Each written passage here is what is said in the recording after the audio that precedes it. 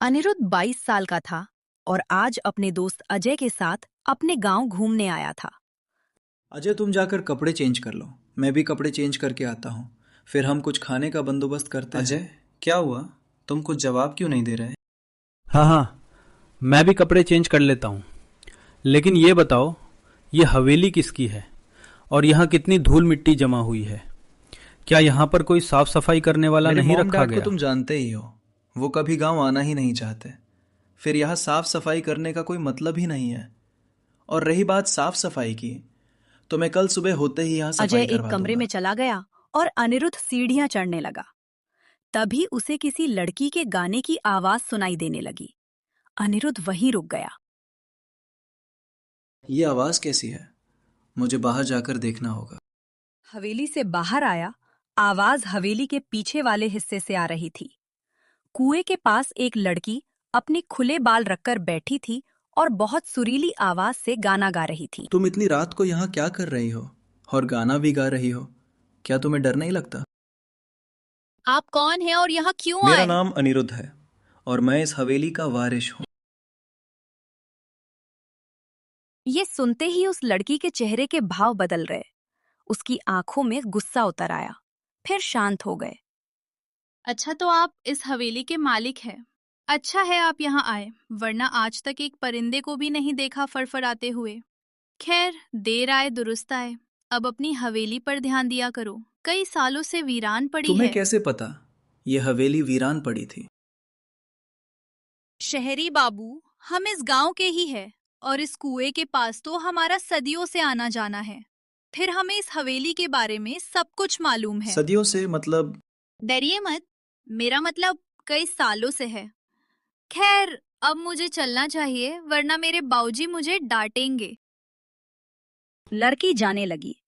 अनिरुद्ध उसे जाते हुए देखने लगा। तभी उसके कंधे पर किसी ने हाथ रखा। उसकी धड़कनें तेज हो गई। उसने पीछे देखा। तुम अजय अकेले खड़ा अकेले था। क्या बड़बड़ा गए थे? मैंने तुम्हें खिड़की से देखा तो यहाँ चला आया। चलो, रात गहरी हो गई है, अब हमें सो जाना चाहिए। सुबह सुबह अनिरुद्ध और अजय चाय पीने के लिए गांव की एक चाय की स्टॉल पर आए। भैया, 2 चाय देना। दोनों वहीं खड़े रहे। तभी एक बूढ़ा आदमी अनिरुद्ध की तरफ देखकर अनिरुद्ध तुम से तो वही बोला। हो ना जो हवेली में रहने आए हो? अनिरुद्ध हैरान रह गया और उसके साथ अजय भी। फिर अनिरुद्ध ने कुछ कहना चाहा, लेकिन तभी बूढ़ा। अगर तुम्हें अपनी जान प्यारी है तो अभी वो हवेली छोड़ दो, वरना वो हवेली वाली दुल्हन तुम्हें छोड़ेगी नहीं। हवेली वाली दुल्हन मतलब?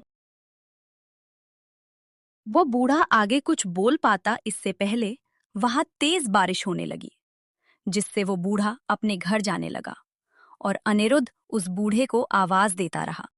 अरे अंकल, पूरी बात तो बताते जाइए। फिर अनिरुद्ध दुकानदार के पास आकर उससे सवाल करने लगा।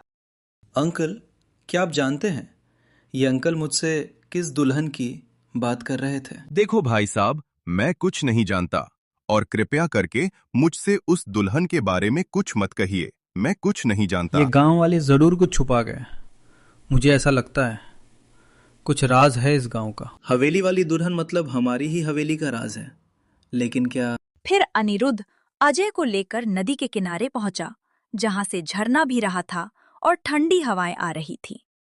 अनिरुद्ध, सच में ये गांव किसी स्वर्ग से कम नहीं है। अनिरुद्ध कुछ बोलने वाला था, लेकिन तभी अनिरुद्ध को एक लड़की के चिल्लाने की आवाज सुनाई देने लगी। ये आवाज तो किसी लड़की की है। मुझे देखना होगा कौन है। आवाज को सुनकर उस और भागा और थोड़ी दूरी पर उसने देखा कि नदी में एक लड़की गिरी है। ये देखकर अनिरुद्ध ने उस लड़की को बचाया। तुम नदी में कैसे गिर गई? और तुम कल रात वाली ही लड़की हो ना? हाँ, मैं कल रात वाली ही लड़की हूँ और मेरी फूटी किस्मत थी जो मैंने तुमसे कल रात बात की। अगर तुमसे बात करने खड़ी नहीं रहती तो मेरे बाऊजी मुझे घर से नहीं निकालते और ना ही मैं इस तरह भटकती। मतलब क्या है तुम्हारा? यहीं कि मेरे बाऊजी ने मुझे घर से बाहर निकाल दिया, ये सोचकर कि मैं किसी लड़के से मिलने गई। इतना कहकर वो लड़की जाने लगी और अनिरुद्ध को उस लड़की के लिए बुरा लगने लगा। इसलिए वो एक मिनट रुक रोकते जाओ। हुए। मेरी वजह से तुम्हारे बाबूजी ने तुम्हें घर से बाहर निकाला है, तो तुम मेरी हवेली में रह सकती हो, अगर तुम्हें कोई एतराज ना हो तो। वहां अजय भी अनिरुद्ध को ढूंढता हुआ आ गया। अनिरुद्ध, मैं तुम्हें ढूंढ रहा था। तुम अचानक से कहाँ गायब हो गए थे? और ये लड़की कौन है? मेरा नाम चंदा है। मैं यही गांव की कुंवारी लड़की हूँ और आज से हवेली में काम करूंगी। हवेली में तो काम करने वालों की जरूरत है, लेकिन तुम्हें कैसे पता? ये तो सोने पर सुहागा हो गया। मैंने तो बस ऐसे ही कह दिया, और देखो, हवेली में काम करने वाली की जरूरत थी। अब मैं हूं ना, तो मैं ही कर लूंगी काम। अब ये सब जाने दीजिए, मैं तुम दोनों को ये गांव दिखाती हूँ। तुम दोनों को बहुत पसंद आएगा। दिन गुजरते गए और अनिरुद्ध को चंदा से प्यार हो गया। रात का समय था और चंदा बाहर खड़ी थी। तभी वहां अनिरुद्ध आया। तुम अकेली बाहर क्यों खड़ी हो? और मुझे तुम उदास क्यों नजर आ रही हो? कोई बात है जो तुम्हें परेशान कर रही है? अनिरुद्ध, हम पिछले 2 महीने से साथ हैं। कभी मेले में घूमने जाते हैं, तो कभी साथ में सब्जी लेने जाते हैं, तो कभी हम दोनों एक कमरे में होते हैं। इसलिए गांव वाले शायद मुझे गलत समझ रहे हैं, और अब मुझे वह दोनों का रिश्ता अजीब लगता है। अजीब? लेकिन क्यों चंदा? अनिरुद्ध, हम दोनों बिना रिश्ते के रह रहे हैं, और अब मुझे लगता है ये गलत है। बिना किसी रिश्ते के मुझे तुम्हारे साथ नहीं रहना चाहिए।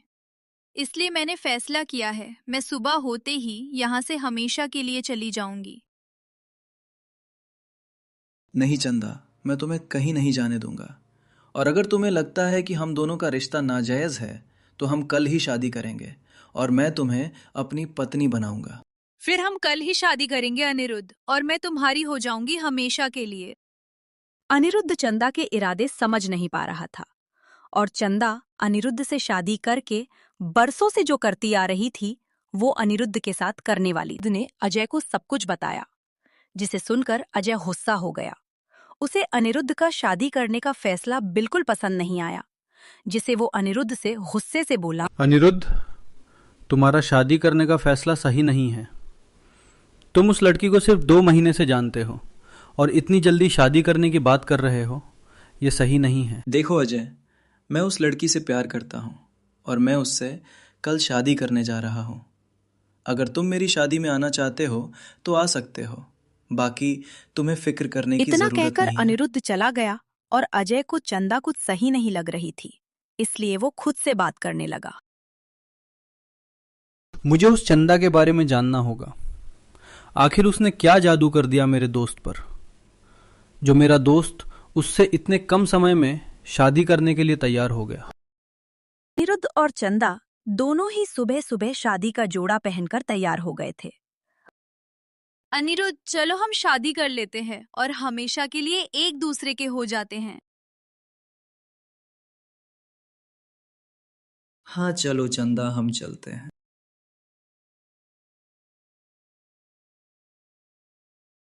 इतने में अजय आया और अजय ने दोनों को तैयार देखा तो समझ गया कि अनिरुद्ध ने सच में शादी करने का फैसला कर लिया है।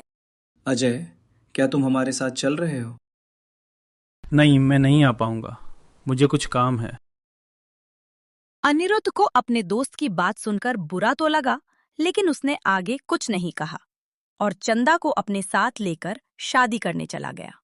और अजय सोचने लगा कि आखिर चंदा का सच कैसे पता किया जाए। क्या करूं, कुछ समझ नहीं आ रहा। लेकिन इस चंदा के बारे में मुझे सच जानना ही होगा। एक काम करता हूं, गांव वालों से पूछता हूं, शायद कुछ पता चले। अजय ने काफी लोगों को चंदा के बारे में कहा, लेकिन किसी ने भी अजय से सच नहीं कहा। यहाँ तक कि कुछ लोगों ने तो अजय के सामने अपने घर के दरवाजे बंद कर दिए, जिसे अजय को बहुत अजीब लगा और वो खुद से बातें करने लगा। ये गांव वाले तो मुझे कुछ बता ही नहीं रहे, फिर मैं अपने दोस्त की मदद कैसे करूंगा? तभी वहां एक बूढ़ी औरत आई और अजय के पास आई। मैं जानती हूँ तुम चंदा के बारे में जानना चाहते हो। मैं उस चंदा के बारे में तुम्हें सब कुछ बताऊंगी। लेकिन आप मुझे बताने के लिए तैयार क्यों हो गई? जबकि पूरा गांव मेरी बात सुनने को भी तैयार नहीं। आखिर उस चंदा का राज मैं भी जानती हूँ, और उस चंदा ने मेरे बेटे से शादी करके उसकी बलि चढ़ा दी। इसलिए मैं तुम्हें सब सच बताना चाहती हूँ, ताकि तुम अपने दोस्त की मदद कर सको।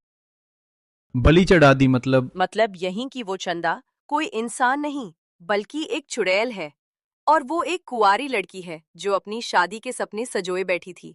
लेकिन उसकी जिस लड़के से शादी होने वाली थी, वो किसी और लड़की के साथ भाग गया, और चंदा के पापा अपनी इज्जत जाती देखकर उन्होंने आत्महत्या कर ली। और चंदा गांव वालों के ताने सुनकर इतनी परेशान हो गई कि उसने हवेली के पीछे रहे कुएं में कूदकर अपनी जान दे दी। लेकिन वो दूसरे लड़कों की जान क्यों लेती है? वो क्यों मारती है लड़कों को? चंदा को लगता है कि सारे लड़के धोखेबाज होते हैं, और वो लड़कों को मारकर और ताकतवर रहती है। इसलिए उसने इस गांव के कई सारे लड़कों को मारा है, और खास बात, वो उस हवेली में ही रहती है। पर मेरा दोस्त तो चंदा से शादी करने गया है। इसका मतलब मुझे शादी रोकनी होगी, वरना मेरे दोस्त की जान खतरे में है। दूसरी तरफ पंडित जी मंत्र पढ़ रहे थे और चंदा अनिरुद्ध वहीं बैठे थे। चंदा आज बहुत खुश थी, क्योंकि उसे तो अब अनिरुद्ध से शादी करके उसकी बलि चढ़ानी थी, और अनिरुद्ध चंदा के साथ पूरी जिंदगी बिताने के सपने देख चुका था। लेकिन पंडित जी और विधि कर पाते इससे पहले।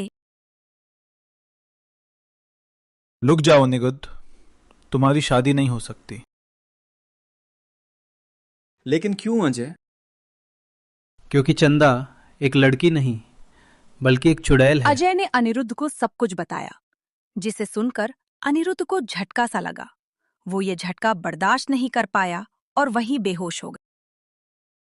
अनिरुद्ध को होश आ गया था, और इस वक्त वो कमरे में था। वो सब कुछ समझ गया था कि जिसे उसने प्यार किया वो एक चुड़ैल थी। मुझे अब समझ आ गया है कि मुझे क्या करना है।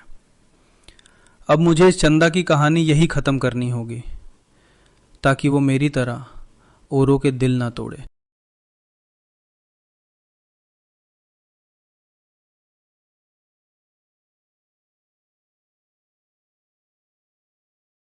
अनिरुद्ध ने उस कुएं में आग लगा दी, ताकि चंदा की कहानी यहीं खत्म हो जाए। ये करते वक्त अनिरुद्ध के हाथ कांप तो रहे थे, पर वो जानता था अगर उसने आज ये नहीं किया तो शायद कितने लड़कों की जान भी चंदा के हाथों जा सकती थी। अनिरुद्ध बचा लो मुझे, वरना मैं खत्म हो जाऊंगी।